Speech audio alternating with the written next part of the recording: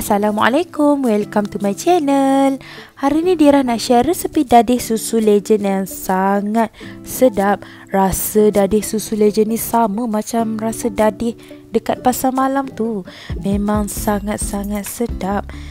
Tekstur yang sangat lembut dan best.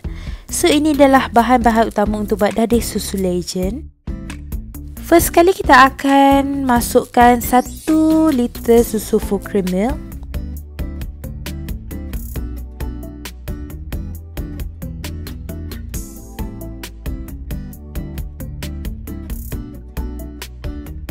Kemudian masukkan 6 sudu besar susu pekat. Yang ni siapa yang nak kurangkan manis boleh kurangkan jumlah sudu tu. Siapa nak lebihkan manis boleh tambahkan lagi kuantiti sudu tu. Kemudian kita akan kacau kedua-dua bahan ni sehingga sebati. Nyalakan api yang sederhana. Kemudian kita akan letak periuk tadi. Kemudian kita akan kacau kedua-dua bahan ni sehingga sebati.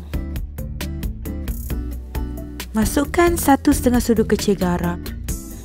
Yang ni untuk bagi rasa lemak pada dadih susu legend nanti.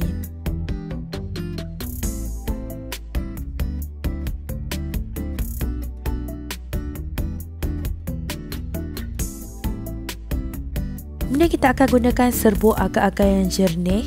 Masukkan 1 sudu kecil serbuk agar-agar.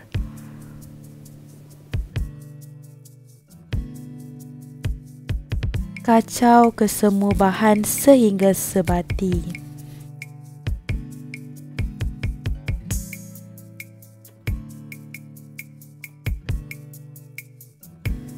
Setelah sebati kita akan tunggu sehingga mendidih. Kemudian setelah mendidih kita akan kacau sedikit, kemudian kita akan padamkan api. Setelah itu kita boleh tuangkan ke dalam bekas ataupun tupperware mengikut kesesuaian masing-masing.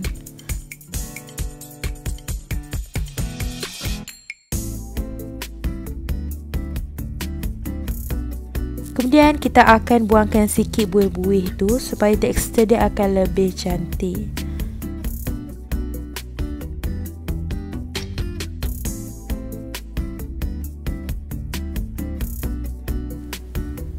Setelah itu kita akan sejukkan dadih selama 15 minit di luar peti sejuk. Setelah 15 minit kita akan masukkan di dalam peti ais dan sejukkan selama 5 jam. Kemudian setelah 5 jam dadih susu legend dah siap, sedia untuk dinikmati. Tekstur dadih susu ni memang sangat lembut, sedap, rasa berlemak memang sangat sedap lah.